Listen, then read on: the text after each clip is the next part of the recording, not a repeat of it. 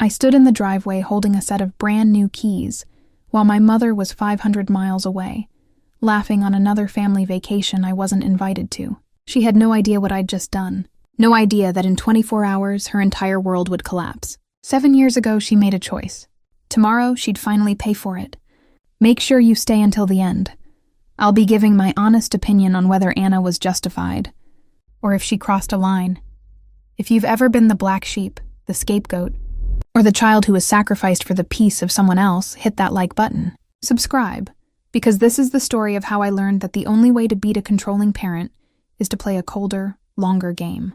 My name is Anna, and this is how I finally reclaimed my house and my sanity. The day Dad died, the ground shifted beneath my feet. I was 15, and the silence in our house was deafening.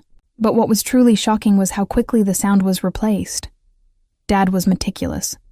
He was a successful, self-made man, and his will was an unchallengeable document of precise legal architecture. Since he and Mom were never married, he left everything: the primary residence, the investments, the rental properties, to me, his only child. Not a dime to her. The key was the vesting age, 21. Until then, everything was managed by a rigid trust, ensuring she couldn't touch a thing, no matter how hard she tried to challenge it in those frantic, early weeks. She stopped grieving and started plotting her next life. Just 2 months after Dad was gone, a man named Victor and his 2 grown children, Leo and Chloe, moved into our home, my home. Victor was immediately loud, demanding, and possessive. Everything Dad wasn't. Mom, then 45, was desperate to keep him. She was suddenly willing to sacrifice anything, or anyone, to maintain the illusion of this new, vibrant, blended family. And the easiest person to sacrifice was me. The atmosphere in the house became thick with unspoken tension. I wasn't neglected, but I was something far worse. I was irrelevant, a nuisance to her new, blended family portrait. The way she prioritized Victor's kids was sickeningly obvious. Leo and Chloe were always invited to the family outings.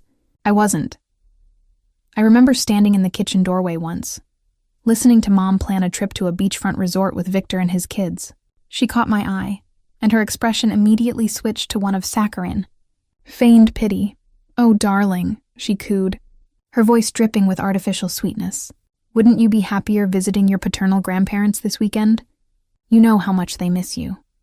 It was a perfectly crafted, passive-aggressive dismissal. It wasn't a question.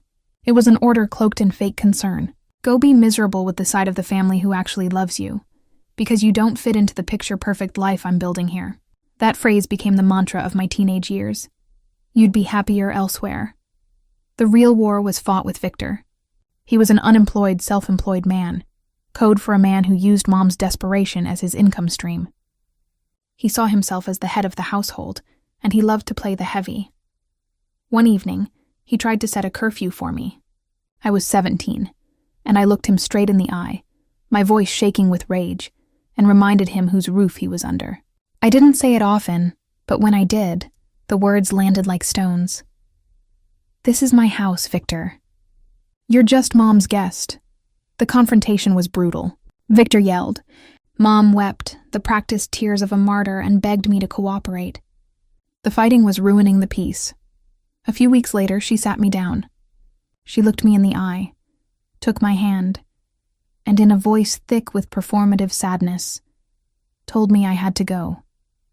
"Anna, I love you, honey. You know that," she whispered, squeezing my hand tight. "But Victor is leaving if I don't give him control. I need stability, and this fighting, I need peace at home." She didn't kick out the unemployed man who was causing the conflict. She kicked out the daughter whose legal ownership threatened his false authority. I was 17 when I packed a single suitcase and walked out the front door of my own inheritance. The sting of the rejection was a physical ache that settled deep in my bones. My wonderful paternal grandparents welcomed me instantly, turning their spare room into a sanctuary. I never forgot the feeling of that front door slamming behind me, the sound of my mother choosing a stranger over her own child. Mom still visited, of course. She brought baked goods and staged emotional hugs, always reiterating that she loved me, but that she had to keep Victor happy.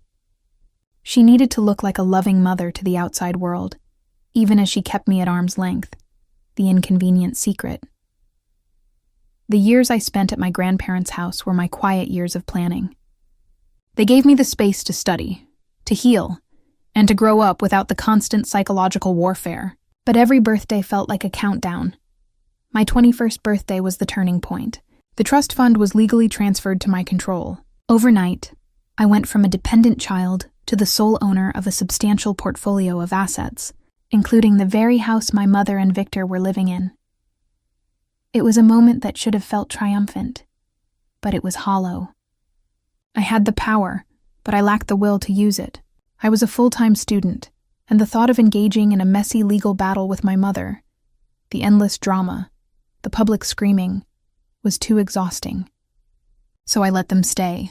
I paid the exorbitant property taxes every single year, quietly funneling thousands of dollars into maintaining their rent-free, luxurious life. While I lived on student loans and part-time wages, I told myself I was being mature. I told myself I was waiting for the right moment. The truth was, I was still conditioned by years of passive aggression and guilt to avoid making waves. I had been letting them live there for 2 years after my 21st birthday, effectively giving them free shelter while they continued to live their blended family fairy tale. The constant drain of the property taxes started to feel like emotional blackmail. It wasn't just money. It was the cost of my silence, the yearly ransom for their peace.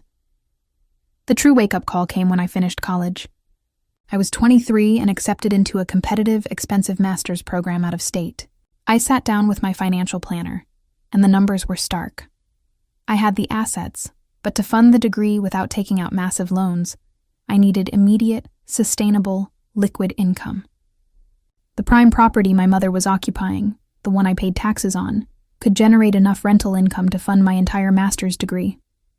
That realization was like a cold shock of water. This wasn't about revenge anymore. This was about my future. My father had provided this opportunity for me, and I was letting a man named Victor and his freeloading family steal it, simply because I was afraid of my mother's tears. I drove out to the house that weekend. I didn't call first. I just drove. I stood across the street, looking at the familiar bay window where I used to read. The house looked pristine, cared for, utterly stolen. I marched up to the door with the intent of handing over a formal written notice, complete with the legal timeline. I raised my hand to knock, but before my knuckles could connect with the wood, I paused. What was I doing? Giving them a heads up? Giving my mother time to spin a new story, to weaponize her tears, to manipulate the situation? I checked the windows. The house was silent, empty. Then I saw the luggage tags and the hastily closed door on the backyard shed. They were gone. On another family vacation, I pulled out my phone and called Mom. No answer. I left no voicemail. I just stood there realizing I had an unexpected window of opportunity, a moment of true, silent control. I wasn't going to have a conversation that ended with her asking me to sacrifice my education for Victor's comfort. I was going to secure my investment. The decision was cold, professional, and absolutely decisive. I called a high-rated, discreet locksmith from a town far away. I told him I had inherited the property, was the sole owner, and that I needed the locks changed and rekeyed immediately. I showed him the title deed, the tax records. Everything was in my name. The actual process was anticlimactic, yet deeply cathartic. Hearing the old tumblers click and the sound of the new mechanisms being installed felt like the physical sound of years of injustice being locked out.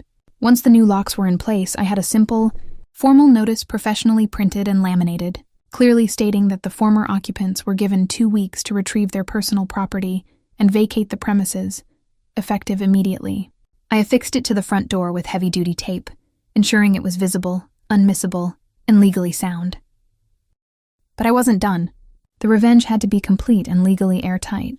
I spent the next 2 days executing Phase 2, ensuring they could not use the house's address for any legal defense. I called the utility companies, and, as the recorded owner, placed a stop order on the automatic billing and transferred the service to my name.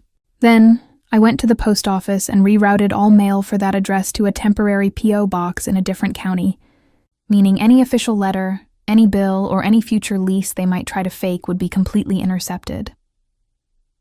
The most satisfying part was calling the county tax assessor's office. I asked to verify the residential status of the property, mentioning that I suspected one of the occupants, Victor, had been fraudulently listing the address as the headquarters for his self-employed business to claim tax breaks. I gave them Victor's name and the assumed business name. I didn't make an official accusation.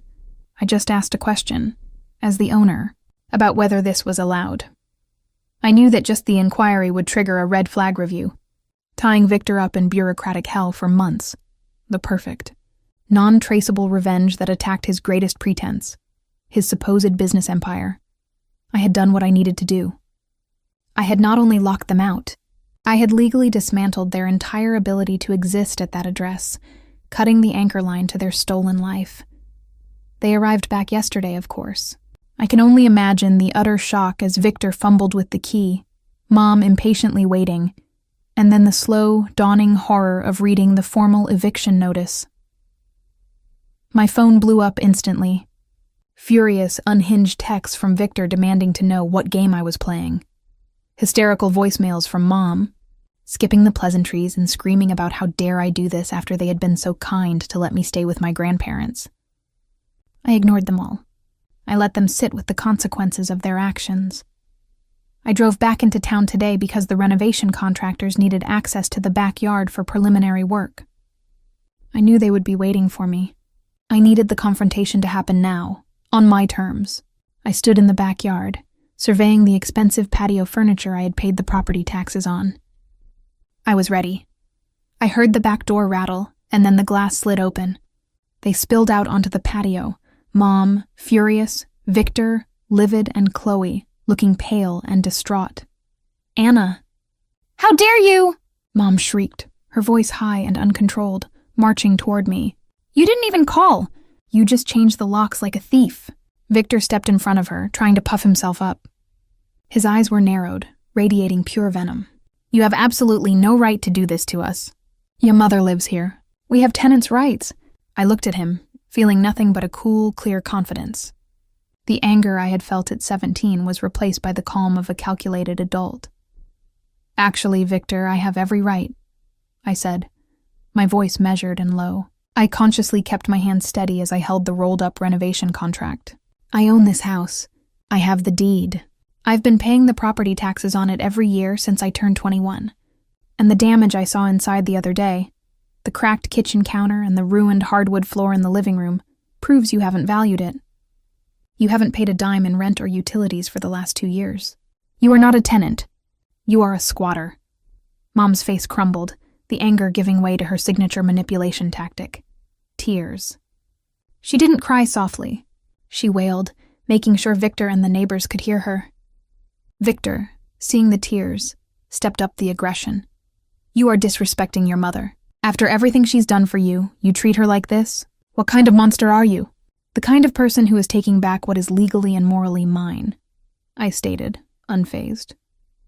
I unrolled the letter and handed it to Mom, though she barely glanced at it. "You have 2 weeks. The renovation crew starts work in 3 weeks." Then came the emotional grenade I knew they would throw. Chloe, Victor's 19-year-old daughter, stepped forward, her hand dramatically placed on her stomach. "Where are we supposed to go?" she sobbed, the words aimed directly at my conscience. "I'm pregnant, Anna. We can't just be homeless." The air thickened. For a split second I felt the old guilt, the old conditioning to yield to tears, but I pushed it down. I remembered the 17-year-old version of myself, standing alone on the curb, watching my mother choose Victor's peace over my stability. I looked directly at Chloe, then at my mother, and delivered the final, crushing blow. "Chloe, your situation is not my responsibility," I stated, my voice steady. "And Mom, you made your priorities clear 7 years ago when you kicked me out of my own home for keeping peace with Victor. You showed me exactly where I stood. I have a master's degree to fund, the education Dad paid for. This house is my investment. It is not your charity. It is certainly not Victor's." I took one final, long look at the trio standing defeated in the backyard, their faces contorted in disbelief, and then I delivered the closing act. "The renovation crew is here now," I announced, pointing toward the driveway where a white van just pulled up. I walked past them, toward the back gate, and spoke briefly to the crew foreman. The property is officially vacated. You can install the fencing and the "for rent" sign immediately. I turned and walked away, not looking back as I heard my mother's continuous, hysterical crying intensify, the sound now drowned out by the metallic clang of a shovel hitting concrete. The house was already in motion, moving on without them. The fallout has been messy. Mom's side of the family, whom I rarely speak to, are shaming me. They call me an ungrateful daughter, a heartless owner, and a monster for displacing a pregnant girl. Anna knows the truth. She let them live rent-free for 2 years after she became the legal owner. They prioritized their easy life and Victor's ego over her future. The truth is, Anna achieved her goal of taking back her inheritance and funding her education.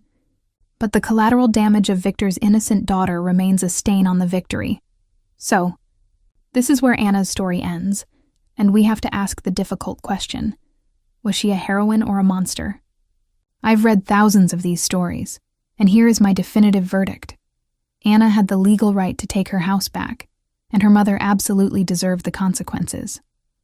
However, Anna lost her moral high ground the moment she used Victor's pregnant 19-year-old daughter as collateral damage.